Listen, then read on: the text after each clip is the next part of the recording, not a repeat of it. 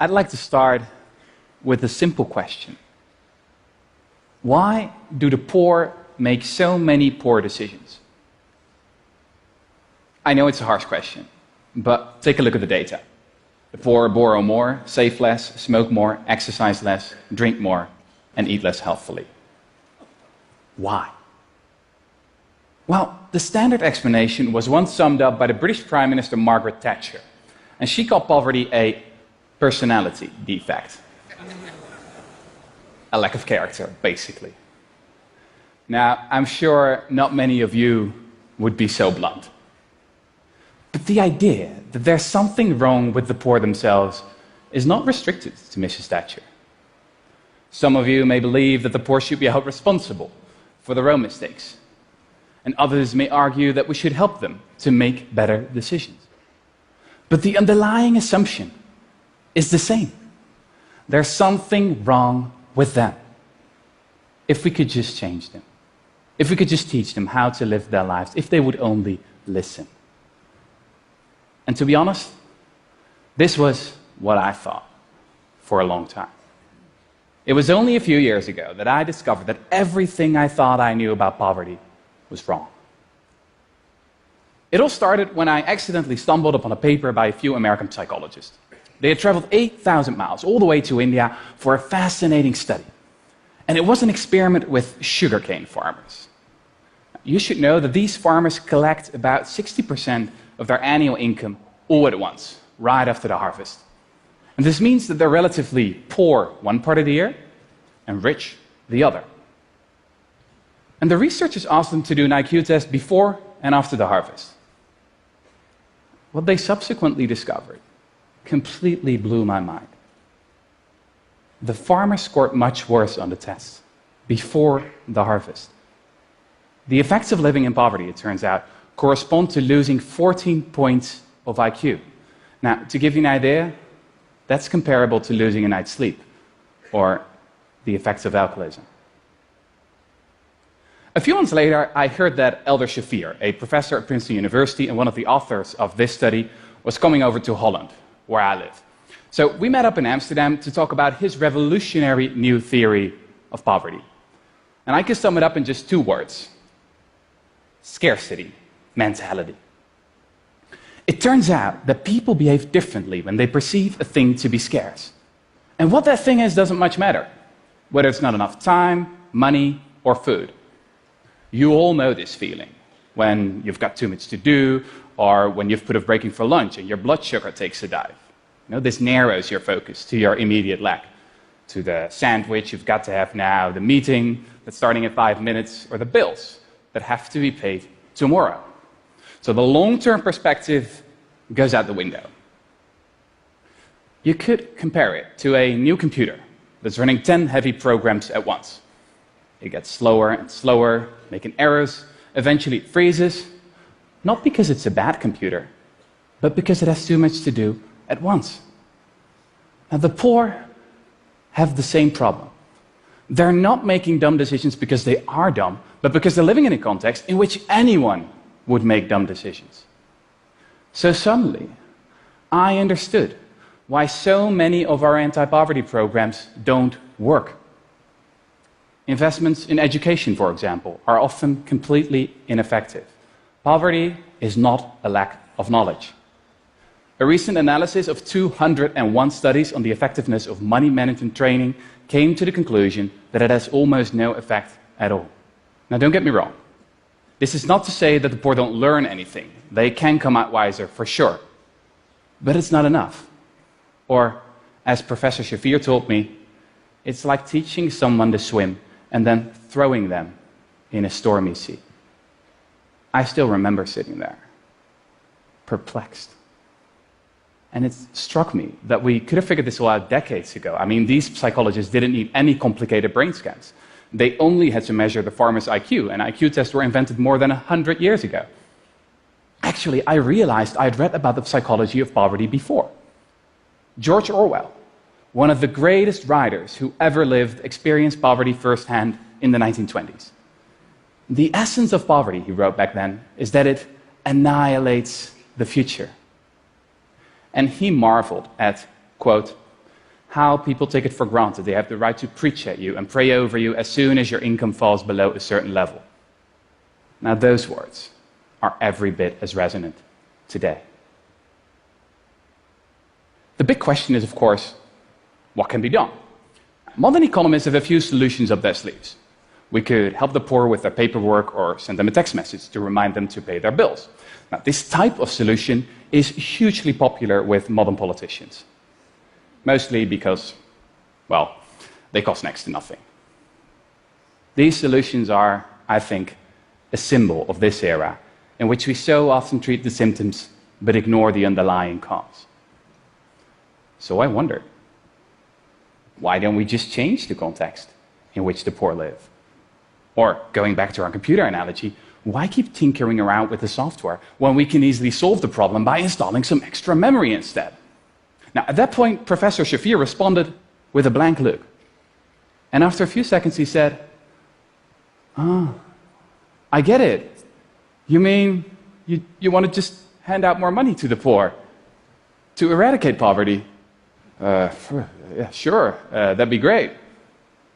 But I'm afraid that brand of left-wing politics you've got in Amsterdam, it doesn't exist in the States.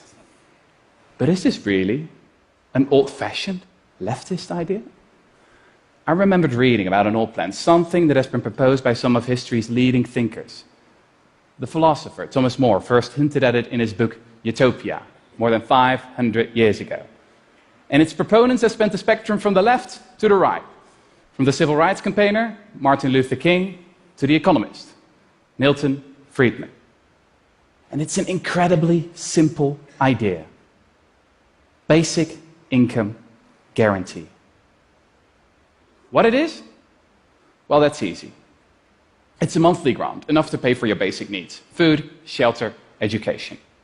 It's completely unconditional, so no one's going to tell you what you have to do for it, and no one's going to tell you what you have to do with it. The basic income is not a favor, but a right. There's absolutely no stigma attached. So as I learned about the true nature of poverty, I couldn't stop wondering. Is this the idea we've all been waiting for? Could it really be that simple? And in the 3 years that followed, I read everything I could find about basic income. I researched the dozens of experiments that have been conducted all over the globe. And it didn't take long before I stumbled upon the story of a town that had done it, had actually eradicated poverty, but then nearly everyone forgot about it. This story starts in Dolphin, Canada. In 1974, everybody in this small town was guaranteed a basic income, ensuring that no one fell below the poverty line. And at the start of the experiment, an army of researchers descended on the town. For 4 years, all went well. But then a new government was voted into power. And the new Canadian cabinet saw little point to the expensive experiment. So when it became clear there was no money left to analyze the results, the researchers decided to pack their files away in some 2,000 boxes. 25 years went by. And then Evelyn Forget, a Canadian professor, found the records. And for 3 years, she subjected the data to all manner of statistical analysis. And no matter what she tried, the results were the same every time. The experiment had been a resounding success. Evelyn Forget discovered that the people in Dolphin had not only become richer, but also smarter and healthier. The school performance of kids improved substantially. The hospitalization rate decreased by as much as 8.5%. Domestic violence incidents were down, as were mental health complaints. And people didn't quit their jobs. The only ones who worked a little less were new mothers and students who stayed in school longer. Similar results have since been found in countless other experiments around the globe, from the US to India. So, here's what I've learned. When it comes to poverty, we, the rich, should stop pretending we know best. We should stop sending shoes and teddy bears to the poor, to people we have never met. And we should get rid of the vast industry of paternalistic bureaucrats when we can simply hand over their salaries to the poor they're supposed to help. Because I mean, the great thing about money is that people can use it to buy things they need instead of things that self-appointed experts think they need. I mean, just imagine how many brilliant scientists and entrepreneurs and writers like George Orwell are now withering away in scarcity. Imagine how much energy and talent we would unleash if we get rid of poverty once and for all. I believe that a basic income would work like venture capital for the people. And we can't afford not to do it, because poverty is hugely expensive. Just look at the cost of child poverty in the US, for example. It's estimated at $500 billion each year, in terms of higher healthcare spending, higher dropout rates, and more crime. Now, this is an incredible waste of human potential. But let's talk about the elephant in the room. How could we ever afford a basic income guarantee? Well, it's actually a lot cheaper than you may think. What they did in Dolphin is they financed it with a negative income tax. And this means that your income is topped up as soon as you fall below the poverty line. And in that scenario, according to our economist's best estimates, for a net cost of $175 billion, a quarter of US military spending, 1% of GDP, you could lift all impoverished Americans above the poverty line. You could actually eradicate poverty. Now that should be our goal. The time for small thoughts and little nudges is past. I really believe that the time has come for radical, new ideas. And basic income is so much more than just another policy. It is also a complete rethink of what work actually is. And in that sense, it will not only free the poor, but also the rest of us. Nowadays, millions of people feel that their jobs have little meaning or significance. A recent poll among 230,000 employees in 142 countries found that only 13% of workers actually like their job. And another poll found that as much as 37% of British workers have a job that they think doesn't even need to exist. It's like Brad Pitt says in Fight Club. Too often, we're working jobs we hate so we can buy shit we don't need. Now, don't get me wrong. I mean, I'm not talking about the teachers and the garbage men and the care workers here. If they'd stop working, we'd be in trouble. You know, I'm talking about all those well-paid professionals with excellent resumes who earn their money during strategic transsector peer-to-peer meetings while brainstorming the value add-on of disruptive co-creation in the network society. Or something like that. Just imagine again how much talent we're wasting simply because we tell our kids they'll have to earn a living. Or think of what a math whiz working at Facebook lamented a few years ago. The best minds of my generation are thinking about how to make people click ads.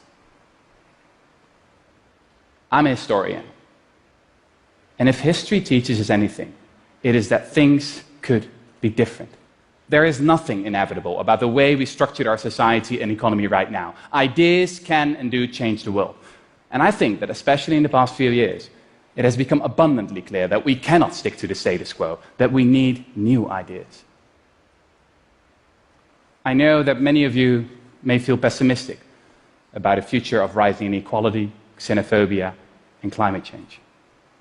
But it's not enough to know what we're against. We also need to be for something. Martin Luther King didn't say, "I have a nightmare." He had a dream. So, here's my dream. I believe in a future where the value of your work is not determined by the size of your paycheck, but by the amount of happiness you spread and the amount of meaning you give. I believe in a future where the point of education is not to prepare you for another useless job, but for a life well lived. I believe in a future where an existence without poverty is not a privilege, but a right we all deserve. So here we are. Here we are. We've got the research, we've got the evidence, and we've got the means. Now, more than 500 years after Thomas More first wrote about basic income, and 100 years after George Orwell discovered the true nature of poverty, we all need to change our worldview. Because poverty is not a lack of character. Poverty is a lack of cash. Thank you.